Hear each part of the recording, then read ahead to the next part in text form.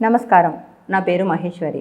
ఈరోజు మనతోని ప్రముఖ జ్యోతిష్య పండితులు, దేవి ఉపాసకులు, వాస్తు జ్యోతిష్య పండితులు వేలూరి రవికిరణ్ శర్మ గురుగారు మనతోని ఉన్నారు. గురుగారితో మాట్లాడి ఈరోజు బోనాల గురించి చర్చిద్దాం.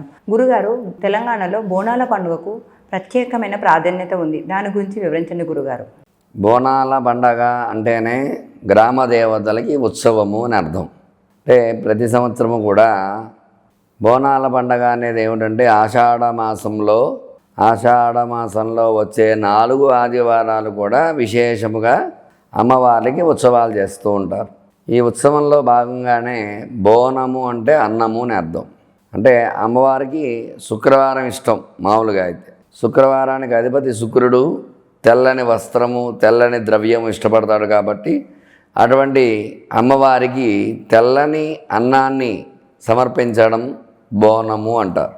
మరి ఇటువంటి బోనం ఎంతో భక్తిగా పొద్దున్నే వేకువజామున లేచి మడి కట్టుకుని చక్కగా తలస్నానం ఆచరించి చక్కటి వస్త్రాలు ధరించి అమ్మవారికి ఇంటి దగ్గరే మడిగా ఉండి చక్కగా ఆ బోనం అంతా కూడా ఇందులో కుండలో పెట్టుకుని చక్కగా అమ్మవారికి నివేదన ఇవ్వడం అనేది ఒక ఆచారంగా వస్తుంది. ఈ బోనాల పండుగ ప్రతి ఆదివారము మన తెలంగాణలో 4 ఆదివారాలు, ఒక్కొక్క ఆదివారం ఒక్కొక్క చోట విశిష్టతగా చెప్పబడుతుంది. ఇందులో భాగంగానే మొట్టమొదటి ఆదివారం గోల్కొండ, 2వ ఆదివారం మల్కంపేట, 3వ ఆదివారం చార్మినారు, 4వ ఆదివారం సికింద్రాబాద్. ఇట్లా 4 చోట్ల కూడా ఒక్కొక్క ఆదివారం ఒక్కొక్క విశిష్టత అనేది ఖచ్చితంగా ఉంటుంది. అందువలన అమ్మవారు ముఖ్యమైన అమ్మవార్లు దర్బార్ మైసమ్మ అమ్మవారిని, ఇట్లా అమ్మవారి విశిష్టతను బట్టి ఆ ఏరియాలో ఆ బోనం అంతా ప్రతి గ్రామదేవత, అంటే ఆ ఏరియాలో ఆ గుడి అనే కాదు, అక్కడ ఉన్న ప్రతి గుడిలోనూ కూడా ఆ బోనం అనేది సమర్పించడం అనేది ఒక ఆచారంగా మనకు అంటూ వస్తుంది. మరి ఆ బోనం అలా సమర్పించడం అనేది ఎందుకు సమర్పించేది అంటే అమ్మవారి అనుగ్రహం.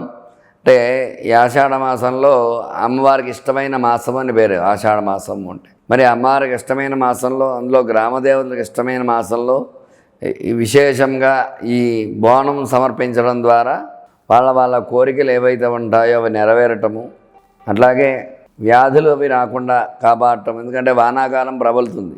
వానాకాలం ప్రబలడం వల్ల వ్యాధులు అవి రాకుండా ఉండాలంటే ఆ బోనం సమర్పించి ఆ ప్రసాదంగా తినడం ద్వారా వ్యాధులు రాకుండా ఉంటుంది అని చెప్పబడింది. అందువల్ల ఈ బోనంలో కూడా కొన్ని రకాలు ఉన్నాయి. పసుపు అన్నంతో చేసిన బోనము, 2 పచ్చి కూరలతో చేసిన బోనము, 3 పరమాన్నంతో చేసిన బోనము. ఇట్లా 3 రకాల బోనాలు ఉంటూ ఉంటాయి. ఇందులో శాఖలు అంటారు కొన్ని. ఈ శాఖలను బట్టి అనేక రకాలుగా ఉంటూ ఉంటాయి. అందువల్ల ఈ బోనాల పండగ అంత విశిష్టత రావడానికి కారణం అమ్మవారి అనుగ్రహించడం. అంటే ప్రతి గ్రామదేవతకి ఉత్సవం జరుగుతూ ఉంటుంది ప్రతి సంవత్సరము కూడా. ఈ బోనం సమర్పించడం మన తెలంగాణలో ఇక్కడ బోనాల పండుగ అనేది అంత విశిష్టతగా, అంత గొప్పగా చెప్పబడుతుంది. గురుగారు, బోనాల పండుగలో బోనాలు వెళ్ళే ముందు పోతురాజులు ప్రత్యేకంగా నృత్యం చేస్తూ ఉంటారు. అసలు పోతురాజులకు ఉన్న ప్రత్యేకత గురించి వివరించండి గురుగారు. అంటే అమ్మవార్లు 7 అక్క చెల్లెళ్ళు ఉన్నారు. ఈ పోతురాజు విశిష్టత గురించి చెప్పాలంటే 7 అక్క చెల్లెళ్ళకి అమ్మలక్కలు అని పేరు వాళ్ళని. అంటే అక్కల ముచ్చట్లు అని చెప్పేసి చెప్తూ ఉంటారు. అందువల్ల ఈ 7 అక్కలకి ఒకరు పోతురాజు, ముద్దుల తమ్ముడు పోతురాజు అని పిలుస్తూ ఉంటారు. ఈయన ఏమిటి, ఈ నివేదన పెట్టేటప్పుడు ఆ బోనానికి ఈ పోతురాజు విశిష్టత ఎందువల్ల వచ్చిందంటే ఆ ఇంటి దగ్గర నుంచి తీసుకువెళ్ళేటప్పుడు దారిలో ఈ బోనం పట్టుకెళ్ళేటప్పుడు కాపాడుతూ ఉంటాడు అన్నమాట. అంటే అక్కలకు సమర్పించేంతవరకు కూడా. అందువల్ల ఆ పోతురాజుతో ఆయన చేతిలో ఈరగోళ అని ఉంది. ఆ ఈరగోళ అనేది అది చేతిలో ఉంటుంది. దాంతో అది మెల్లగా కొడుతూ ఉంటాడు. ఇలాగా కొట్టడం వల్ల ఏమవుతుంది అంటే మనలో ఉన్నటువంటి గాలి, ధూళి ఇలాంటివి ఏమైనా సోకినా, ఇలా అనారోగ్యంగా ఏదైనా ఉన్నా అవన్నీ కూడా అవి వెళ్ళిపోవడానికి ఆస్కారం ఉంటుంది. దాన్ని ఈరగోళ అని చెప్పేసి అంటూ ఉంటారు.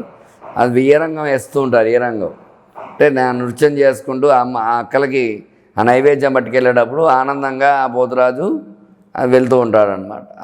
ఆనందంగా తీసుకెళ్ళేటప్పుడు ఆ పోతురాజు విశిష్టత అలాగా చక్కగా పోతురాజు అమ్మవార్లతో పాటుగా అమ్మవారికి సమర్పించడానికి బోనానికి ముఖ్య పాత్ర అనేది వహిస్తాడు. ఎప్పుడైతే ఈ పోతురాజు ఉంటాడో బోనానికి రక్షణ. ఎందుకంటే ఏదైనా ఒక ద్రవ్యం సమర్పించేటప్పుడు అటు భూత ప్రేత పిశాచాలు ఆవహిస్తూ ఉంటాయి. అటువంటి భూత ప్రేత పిశాచాల ఆవాహన కాకుండా ఈ ద్రవ్యాన్ని రాక్షసులు తిందామని అనుకుంటూ ఉంటారు. అందువల్ల రాక్షసులు అవి రాకుండా కాపాడటం కోసం ఈ యొక్క పోతురాజు చాలా ప్రాముఖ్యత వహిస్తాడు. అందువల్ల ఆ ప్రాముఖ్యత వహించడం ద్వారా ఈ యొక్క అందరూ కూడా ఆ పోతురాజుకు నమస్కారం చేయడము, ఆ ఈరగోలతోటి దండించుకోవడం అనేది చేస్తూ ఉంటారు. అందువల్ల ఖచ్చితంగా ఈ పోతురాజు చాలా ప్రాముఖ్యత అనేది ఉంది ఈ బోనాల పండుగలో. అందువల్ల ప్రతి ఒక్కరూ కూడా ఉత్సవంగా చేసేటప్పుడు కంపల్సరీ పోతురాజు అనేది మనకి ఇక్కడ ఉంటూ ఉంటాడు. ఈ ఉత్సవంగా చేసేటప్పుడు ఆ పోతురాజుని కంపల్సరీ ఆ బోనం సమర్పించేటప్పుడు బోనంతో పాటు పోతురాజు కంపల్సరీ వచ్చి ఆ అమ్మవారికి సమర్పించేంత వరకు పోతురాజు వస్తూ ఉంటాడు అన్నమాట. అందువల్ల పోతురాజు కంపల్సరీ ఈ బోనాల పండుగలో ముఖ్య ప్రాముఖ్యత అనేది ఉంది. ఎందువల్ల అంటే అక్క చెల్లెళ్ళకి ముద్దుల తమ్ముడు, 7 అక్క చెల్లెళ్ళు, 7 అక్క చెల్లెల్లో కూడా ముద్దుల తమ్ముడు ఈ పోతురాజు.